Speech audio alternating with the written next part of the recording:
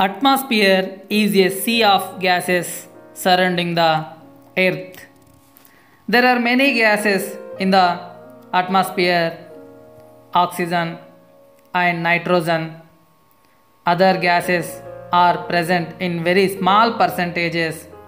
These include argon, neon, carbon dioxide, methane, ammonia, ozone, etc. Basis of chemical composition, the atmosphere is divided into two broad layers: homosphere, heterosphere. Homosphere extends up to a height of 90 kilometers. It consists of three layers: troposphere, stratosphere, mesosphere. Heterosphere has two layers called thermosphere and exosphere. Troposphere is the lowermost layer of the atmosphere.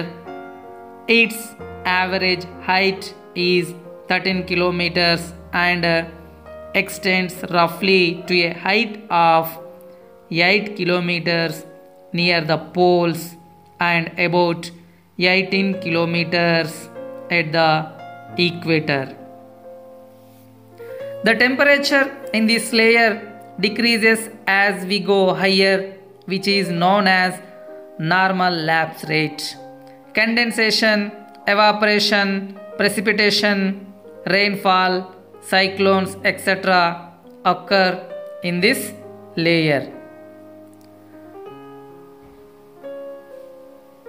Stratosphere, height of 50 kilometers. This layer is almost free from clouds and associated weather phenomenon, making conditions most ideal for flying jet aircrafts. One important feature of stratosphere is contains ozone layer. Mesosphere, height of 80 kilometers. Meteorites burn up as they enter this layer from the space. Temperature starts decreasing with the increase in altitude. We can see burn up.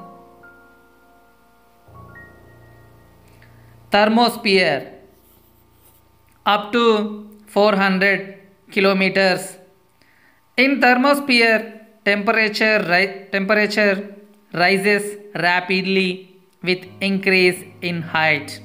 It contains electrically charged particles known as ions. Radio waves transmitted from the earth are reflected back to the earth by these ions. It is also known as ionosphere. Exosphere is the uppermost layer of the atmosphere. Pressure belts and planetary winds. The air around us is composed of gas molecules. These molecules are constantly pushing each other. This push effect they exert together on any object is described as air pressure. This usually happens on the surface of the earth as the earth pulls most of the air molecules to its surface due to its gravitational pull. Horizontal moving air is called wind.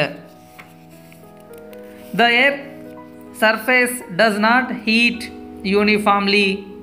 Land heats up faster than sea. The heating and cooling is happening at different rates in different places. The pressures are also varying from place to place.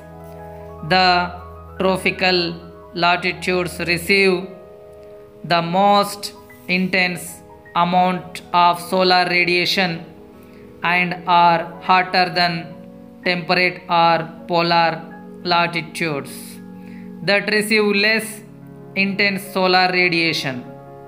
Hence, the tropics are hotter than the rest of the world. Air moves from areas of higher pressure to areas of lower pressure. At the equator, the high temperature heats up the atmosphere and the hot air rises, creating lower pressure. At the Earth's surface around the equator.